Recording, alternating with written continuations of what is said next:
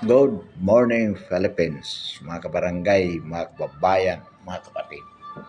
Ngayon po ay araw ng linggo, December or rather January 4, 2026. Pag-usapan po natin itong atin pong nabalitaan o narinig sa balita minsan na di umano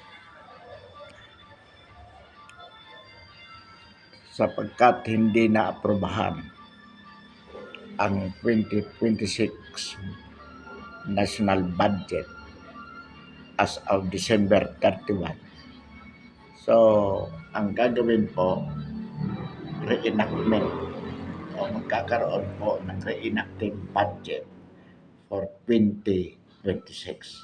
Ano po ang ibig sabihin niya? O ano po ang implication ng tinatawag na reenactment budget?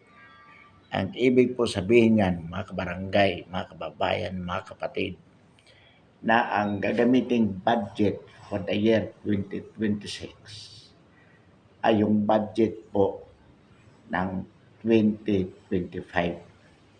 So in other words, kung ano po ang nakalagay ng mga provisions noong budget ng 2025. So ganon din po ang magiging budget for the year 2026.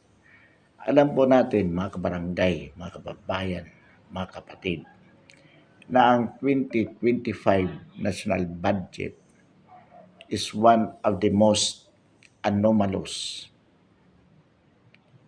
scandalous, most corrupt budget ever. So ang ibig po sabihin niyan, mga kabarangay, mga kababayan, mga kapatid,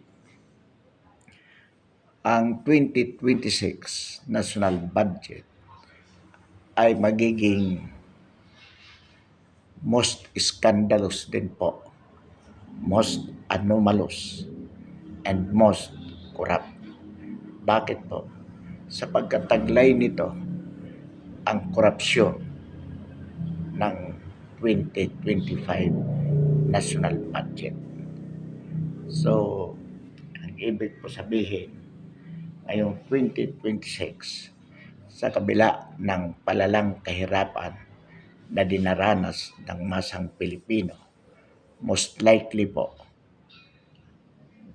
daranasin uli ng mga Pilipino ang katulad na kahirapan o masigit pang kahirapan na ating naranasan noong taong 2025. Mga kabarangay, mga kababayan, mga kapatid, ang napakasakit po sa kasalukuyang administrasyon, ito po ang pinaka-most corrupt. Nagpapasasa po sa korupsyon, sa pagnanakaw, sa pandarambong ng kaban ng bayan ang mga opisyalis ng pamahalaan sa ilalim po ng bangag na Pangulo.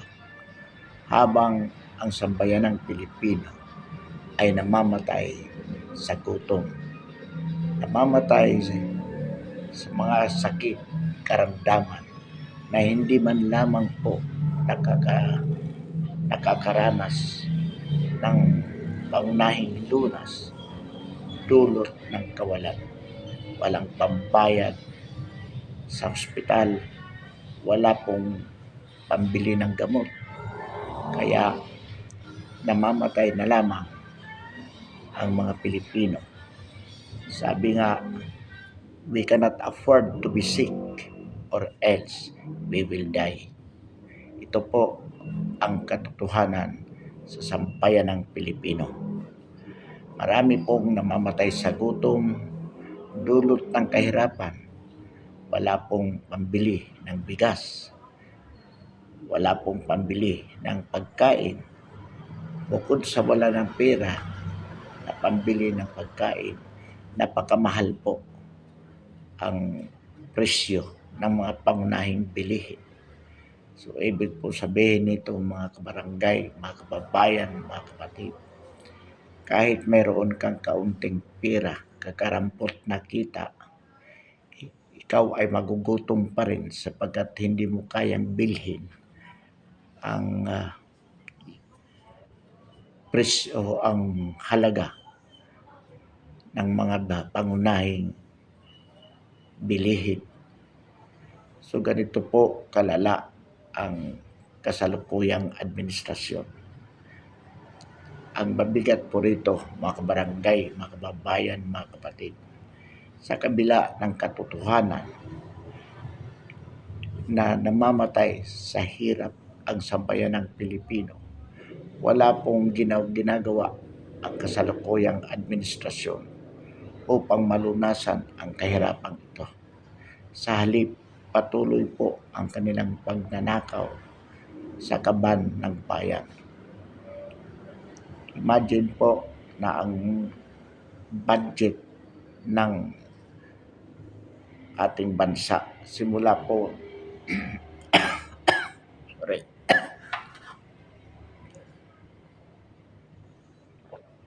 simula po nung nanungkulan ang bangag na Pakuno noong 2022, wala po silang ginawa kundi paghati-hatian directly ang budget ng Pilipinas. They apportion among themselves the national budget under the guise of infrastructure projects. Kaya nga po itong flood control anomalies ay umabot ng trilyon. At hindi lamang po sa DPWH ang palasak na korupsyon. Practically sa lahat po ng departamento ng national government. Halimbawa po sa Department of Agriculture, sa Department of Health, at sa iba't ibang departamento ng pamahalaan. Bakit po ito nangyayari? Sapagkat mayroon pong express tolerance sa bahagi ng Pangulo, ng kanyang First Lady at ng kanilang anak na si Sandro Marcos.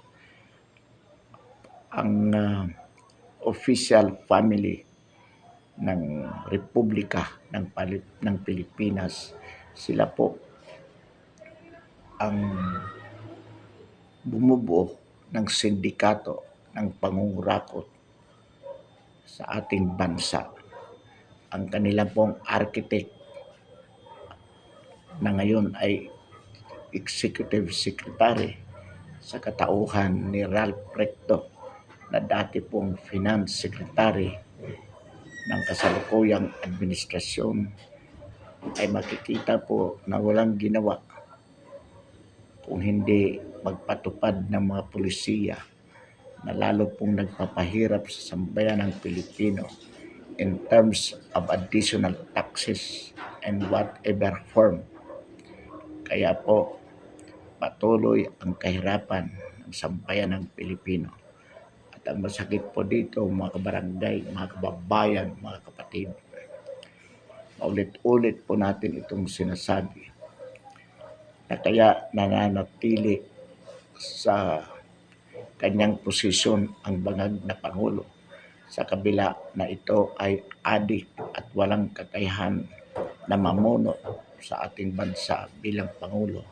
Siya po ay nananatili sa kanyang posisyon dahil po sa suporta, sa patuloy na suporta na ibinibigay ng Armed Forces of the Philippines at ng Philippine National Police under the guise of being loyal to the Constitution. Yun po ang kanilang pinanghahawakan, na sila di umano ay loyal, nananatiling loyal sa saligang batas at sa kanilang pinanumpaang tungkulin na sumunod sa chain of command. So kahit po nakikita nila na ang bangag na Pangulo at ang kanyang mga opisyalis ay walang ginawa kundi pagnakawan ang sambayan ng Pilipino. Patuloy din po ang kanilang suporta. So ano po ang implication niyan, mga barangay, mga kababayan, mga kapatid?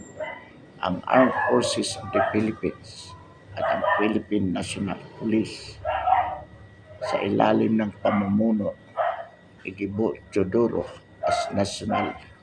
as Secretary of National Defense at si General Browner bilang Chief of Staff at ganun din po ang si John B. Crimolia in his capacity as Secretary of the ILG and the head of the PNP, kasama po ang chief ng PNP.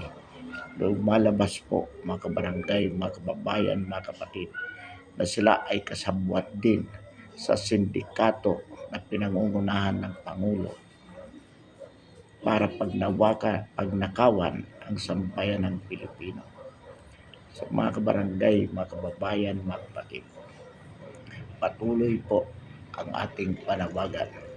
Hindi po tayo nagsasawa upang manawagan sa sambayan ng Pilipino na magkaisa, magtulungan at sa taong 2026 ilunsad po natin ang EDSA-3 na tuluyang magpapatalsik sa bangag na Pangulo nang sa gayon maibsan ang kahirapan ng sambayan ng Pilipino.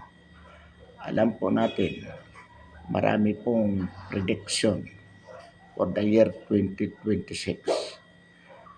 Ang mga pambansang kalamidad, mga natural na kalamidad na sa pamamagitan ng lindol, baha, bagyo at kagatuman po.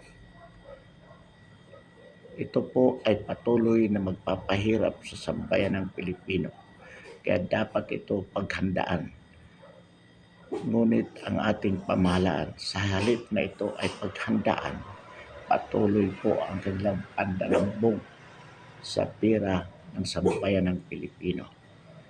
Kaya po patuloy tayong nagdurusa sa kahirapan. Mga kabarangay, mga kababayan, mga kapatid, ang bangag na administrasyon ng bangag na Pangulo ay gumagastos ng katakot-takot na pera. Sinusuhulan ang mga media personalities. Kasama na po dito yung mga vloggers sa social media upang i-promote ang kasalukuyang pamahalaan, palabasin na itong pamahalaan na ito ay naglilingkod sa sambayan ng Pilipino. Marami pong vloggers ang nagsasabi kanila pong pinipilit na paniwalain ng sambayan ng Pilipino na si Bongbong Marcos ang pinakamatalinong Pangulo na naging Pangulo ng Pilipinas sa buong mundo. Sa lahat ng leaders sa buong mundo, si Bongbong Marcos di umano ang pinakamatalino, pinakamagaling at pinakamalinis na Pangulo. Katunayan, kailan lamang mismo si Senador Ping Lacson ang nagsabi na si Bongbong Marcos daw ay napakabagsik upang labanan ang korupsyon sa pamahalaan. Kaya sabi na katunayan, si Bongbong Marcos di umano ang nagsimula ng investigasyon nitong flood control anomalies na nagpapakita di umano ng kanyang bagsik laban sa anumang uri ng korupsyon sa ating bansa. Gago itong mga ito, mga barangay, mga kababayan, mga kapatid. Itong mga tao, kasama na dyan si Ping Lacson, nagtatanggol sa ating Pangulo, si Tito Soto at lahat ng nagtatanggol sa kasalukuyang Pangulo, pumupuri sa kanya. Sila po ay binayaran o nabayaran ng kasalukuyang administrasyon upang patuloy na budolin ang sambayanang Pilipino sa pagsasabi na ang bangag na Pangulo ang pinakamagaling na naging presidente ng ating bansa. Sila po ay nakikipaglukuhan kasabwat ng bangag na Pangulo upang lukuhin ang sambayanang Pilipino. Alam po naman natin, tayong masang Pilipino ang nakakaranas sa tunay na kaganapan na nangyayari sa ating bansa.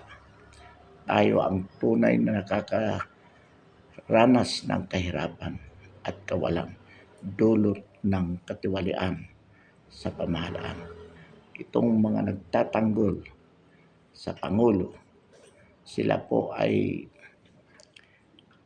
hindi nahihirapan, hindi nakakaranas ng kahirapan sa kanilang pangaraw-araw na buhay sapagkat sila ay tumatanggap ng malaking halaga bilang suhol sa kanila upang purihin ang Pangulo, gawin magaling, malinis sa harapan ng sambayan ng Pilipino sa pamamagitan ng harap-harapang kasinungalingan.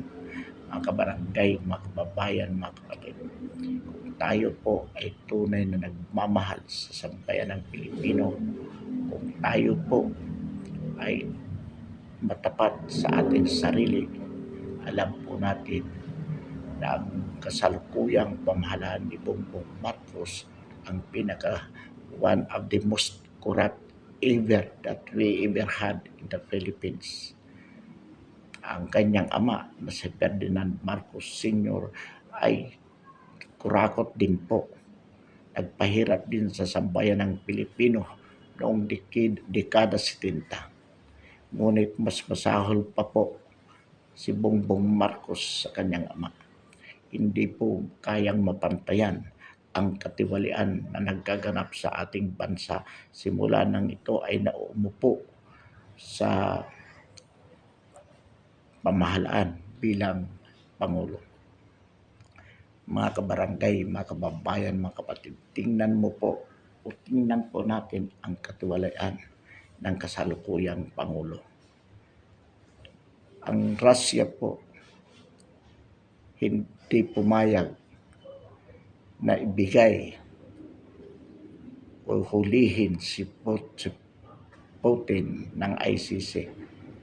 Sa halip ang kanilang ginawa ay inaaresto ang mga judges ng ICC. Ganon din po ang Israel. Hindi sila pumayag na hulihin o arestuhin ng ICC ang kanilang Prime Minister na yung Pangulo ng Israel, Netanyahu ba yun? Ngunit tanging ang Pilipinas lamang ang kusang loob upang ihatid, kidnapin ang dating Pangulong PRRD at i-deliver sa ICC. Ganyan po kasama, kagago, kawalang kwenta si Bongbong Marcos. Wala pong utang na loob. Alam po natin na nagpalibing sa kanyang ama sa libingan ng mga bayani ay si PRRD. Alam din po natin na kailanman ay hindi siya magiging Pangulo ng Republika ng Pilipinas. Si Bongbong Marcos ay hindi magiging Pangulo ng Republika ng Pilipinas kung hindi dahil kay BP Sara. Ngunit ano po ang kanyang ginawa? Ipina-kidnap si PRRD upang ipakulong sa ICC. Hanggang ngayon, nakakulong pa po ang dating Pangulong PRRD. Ganyan po kasama itong bangag na Pangulo. Bukod sa magnanakaw, ito po ay walang utang na loob. Palibhasa bangag, wala pong kakayahan na mamahala sa ating bansa. Mismo ang kanyang kapatid na si Amy Marcos ang nagsabi nito na talagang bangag ang kanyang Pangulo, walang ang kanyang kapatid na kasalukuyan nating Pangulo at walang kakayahan na ito ay mag-manage sa ating bansa. Sabi nga po natin mga barangay, mga kababayan, mga kapatid, any moment that the President stays in office is prejudicial to the interest of the Filipino people. Kaya mga barangay, mga kababayan, mga kapatid, ilunsad po natin ang idsapris at patalsikin ang bangag na Pangulo sa lalong madaling panahon. Ito po ang tanging solusyon sa mga problema ng ating bansa. Kailan lamang po mga barangay, mga kababayan, mga kapatid, may nabasa po tayo sa balita na mayroong panibagong sakit na nagsisimula po sa China na pwede pong ihalin tulad sa COVID-19. Pag ito po ay nakapasok sa Pilipinas at sana huwag hindi mangyari sa ilalim po ng kasalukuyang pamumuno ng bangag na Pangulo, marami pong mamamatay ng mga Pilipino. Hindi po si PRRD ang naging presidente noong COVID-19, sigurado po na maraming sanang namatay na mga Pilipino. Ngayon, kung itong panibagong sakit na kumakalat sa China makapasok sa Pilipinas at sa uri ng pamamahala ni Bongbong Marcos, kung siya pa rin ang magiging ang presidente, marami pong mamamatay ng mga Pilipino. Kaya mga kabarangay, mga kababayan, mga kapatid, bago po mangyari ito, dapat matanggal si PBBM at ipalit, maupo po si BP Sara nang sa gayon magkaroon tayo ng tamang tao na mamahala. Kung sakali mang makapasok sa Pilipinas ang virus na yan na kasalukuyang nananalanta sa China, magkakaroon po ng maagarang solusyon, tamang solusyon sa problemang kaakibat ng sakit na yan. Katulad po ng ginawa ni PRRD noong pumutok ang COVID-19. Nakakatakot po itong panibagong epidemya na malamang makapasok ito sa ating bansa sapagkat ang COVID po, kung naalala po natin, ay galing din po sa China. Gaano mang kahigpit ang pagbabantay na ito ay hindi makapasok sa Pilipinas, nakapasok din po. So itong panibagong epidemya na sa kasalukuyan ay nananalanta sa China, dapat po bago makapasok ito sa Pilipinas, matanggal na po sa pagkapangulo si BBM at ma-install na po si BP Sara nang sa gayon makatiyak po tayo na magkakaroon ng tamang management to prevent this epidemic na pwede pong most likely makapasok sa ating bansa. Nakakatakot po ito, mga kabarangay, mga kababayan, mga kapatid. Ito po ay karagdagan sa mga natural calamities na pwede pong maganap, katulad ng lindol, baha, at iba pang mga natural calamities. With Marcos being the president, malulupog po ang Pilipinas at marami pong mamamatay na mga Pilipino. Kaya mga kabarangay, mga kababayan, mga kapatid, bilang paghahanda po sa anumang mga kalamidad na pwedeng maganap ngayong 2026, ang pinakamaganda po, the best way of preparation is to remove the president at all cost.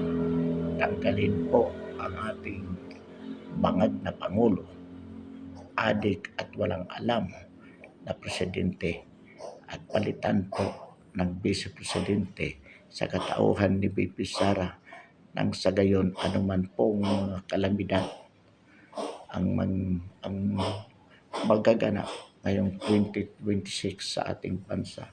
Ito po, it can be addressed properly to take good care of the Filipino people at at the best way possible.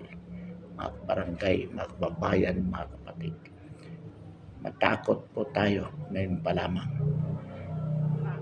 Anumang paghahanda na gagawin natin laban sa mga ganitong namimintong mga kalamidad ay mababaliwala po kung hindi matatanggal ang kasalukuyang Pangulo sapagkat wala po itong tunay na concern para sa sambayan ng Pilipino. Ang nasa utak po ng kasalukuyang Pangulo at ng kanyang makasamang opisyalis sa Pilipinas sa pamahalaan ay magnakaw at tumakas sa Pilipinas sa panahon ng krisis. Mga kabarangay, mga kababayan, mga kapatid, inuulit po natin, the best way of preparing against any form of calamities in the Philippines this year 2026 is to oust the President Bongbong Marcos and install VP Sara as the new President sapagkat mayroon po tayong tiwala kay VP Sara bilang isang matapat, epektibo at tunay na nagmamahal sa mga Pilipino bilang bagong Pangulo. Muli, maraming salamat at magandang umaga sa lahat.